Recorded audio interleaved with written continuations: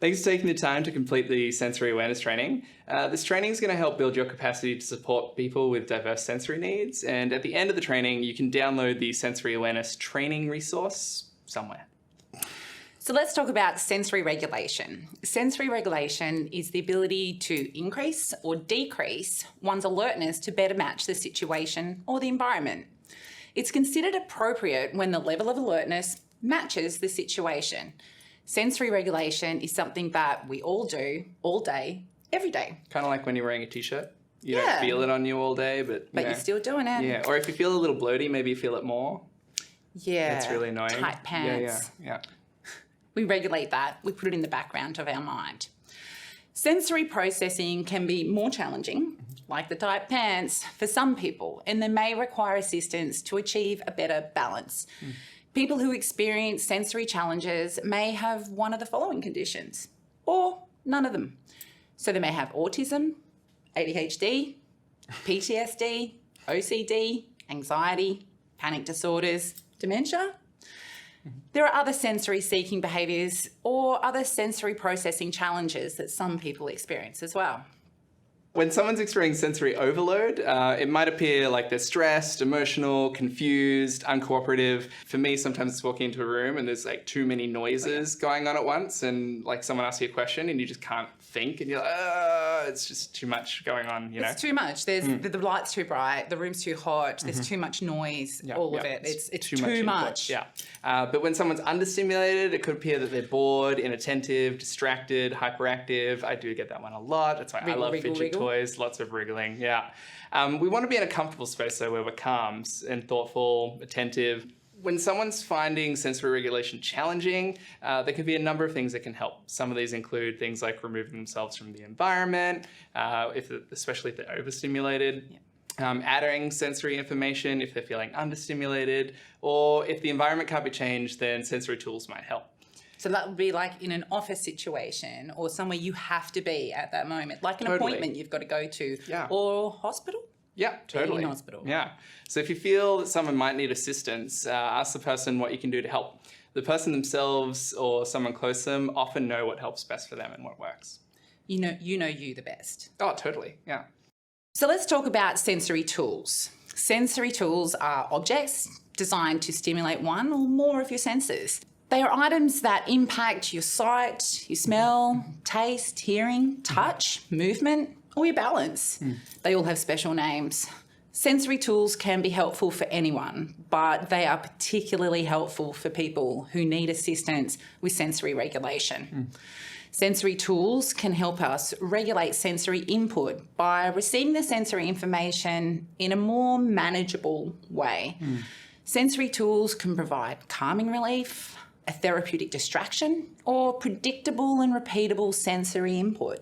I like controllable sensory input as well. Controllable, absolutely. And everything else is out of control, just that tapping that you're doing to yourself, or just that little movement you've got complete control over, gives you a sense of control over the environment. Yeah. Like little tiny ones in your hands. I love that. So to help understand all this a little bit better, think of sensory input kind of like temperature. Sometimes it's too hot, sometimes it's too cold. Some people like it when it's hot, some people like it when it's cold. But all of us do things to help regulate that temperature, right? Like we wear different clothes, we use air conditioners. That's a form of sensory regulation. So like temperature, we all have different levels and we interact with it in different ways. Different tools can help people regulate their sensory input in different ways as well. And we always want to kind of be at that comfortable zone where we feel like we operate the best, we're the most rational, logical, we're not too distracted by our surroundings. We're balanced. Yeah, balanced, exactly. So we're going to show you some of the common tools that a lot of people use and different ways that they can be used. Weighted tools are a really good example. They could be like this lion. They could also be things like weighted blankets, lap pads, those kind of things. The weight, when people feel it on their body, it feels quite grounding. It releases this serotonin in the brain, kind of like receiving a big hug. And it's a really good option for grounding, helps people focus on one input at a time. Next thing we've got is liquid timers, or sometimes people use lava lamps to be able to do it. This creates a gentle form of focus, and it is quite a calming and relaxing thing to do to drown out all the other sensory input that's going on and just use that visual stimulation. Next up, we've got the Bendy Man. Other versions of the Bendy Man could be anything that's like a soft, quiet fidget toy, really. I play with my wedding ring a lot. Essentially, it's just something that you can grab that gives you some kind of control over some sensory input that's going on. So something you can fiddle with, especially something that's not too distracting for other people. So a Bendy Man or playing with a small fidget toy that doesn't make too much noise, but has that easy hand action. Tactile.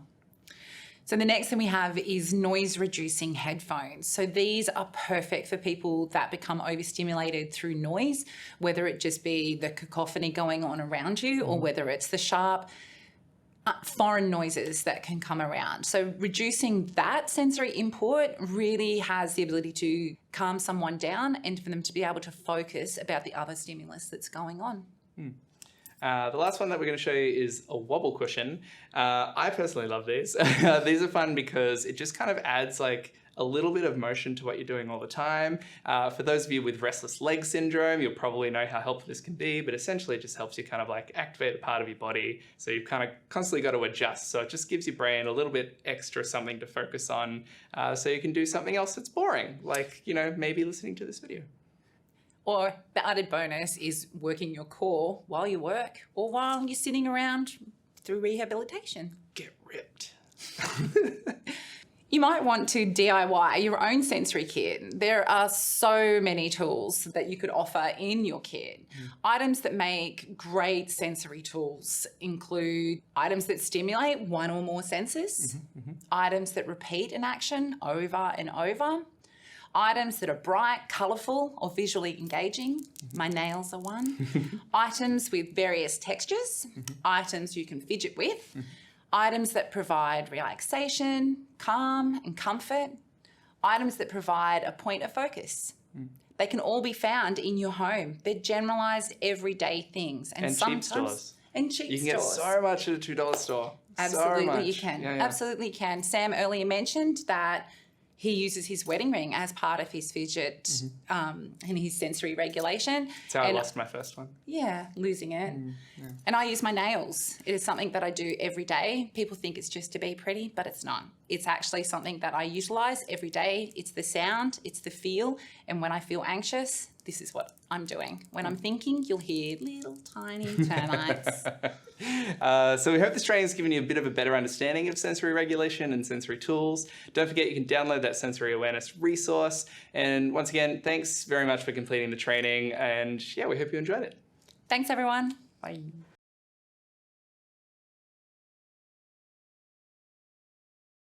So I've got 3 children on the autism spectrum and all 3 of them have quite different sensory needs. In hospital, my eldest really worked really well with virtual reality and that took him out of the sort of immediate danger of the hospital area as he perceived it to be.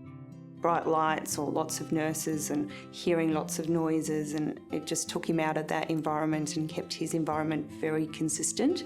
So for him that worked really well. One of my other children really needs to chew on things all the time. So for him, if he's sitting with a doctor, he needs to be chewing on his chew necklace or his hair or his clothing just to keep him calm and regulated. And you know, if you took that away from him while you're trying to do something, that will escalate him straight away. That's his way of just keeping his environment calm.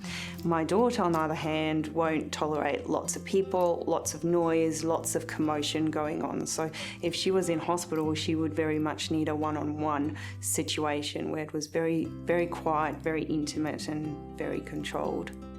What tends to help with meeting my child's sensory needs is really understanding firstly what his needs are, what's challenging for him specifically in every particular hospital situation, whether it's putting a cannula in or taking bloods or giving him medication. Really listening to the parents at the time to say, you know, if I turn around and say, actually that's not going to work for my child because, so if you just take that little moment to listen to me to understand what his needs are in that situation, the outcome's going to be so much better than had we not listened to the child, not listened to what he needs in that situation. Things will get chaotic very quickly. I think if you incorporate your strategies so that you help people with diverse sensory needs in the first place, you're going to help absolutely everyone. You know, you might only have 5% that come through the hospital in that neurodiverse category, but they're the ones that are going to turn your day upside down, you know, and it's going to filter on to the rest of the ward. So if you do cater to those 5%, everyone else is included in that and everyone's going to benefit. I think the biggest assumption with people with diverse sensory needs is that they can control it. And a lot of times you get, oh, they can just stop that, or can't you just stop that, or can't you get your child to listen to me? And you can't. Like in those moments, that's just part of what they need to regulate themselves. And a lot of people just think that this is controlled, or that their kids are acting up, or that they're doing this on purpose, and they're not. This is just in an unfamiliar setting. Unfortunately, those sensory needs really, really come to the surface and need to be addressed, and they can't change it themselves.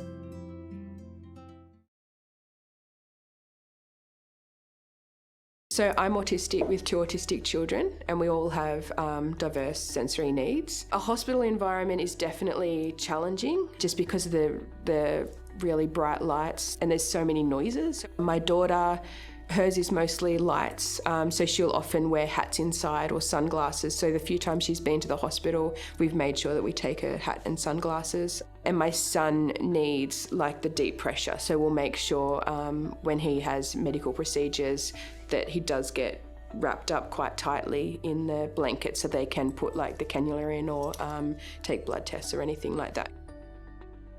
If sensory needs are not being met, my daughter will sort of melt down and become quite upset, where I become like, it sort of seems like that anxiety, like all that hypervigilance, where I'm looking around trying to figure out what's happening, what's going to happen next. Oftentimes, especially for my son, the assumption is that he's being naughty. He actually gets that a lot. So the fact that he needs to know what's happening, like he is genuinely concerned for the person in the cubicle next to him. And yes, it's not his business, but just acknowledging that it's a hospital, people are hurt or upset, but they've got people that are looking after them. Whereas sometimes the staff will just go, it's okay. But obviously he can hear all these things and these noises, and it's not okay for that other person. And saying like, what's, you know, it will hurt, like if things will hurt, you know, that this is going to hurt, and actually say you can look or not, because often telling my son not to look, but then he feels like he's being naughty, like, or he's not allowed to look,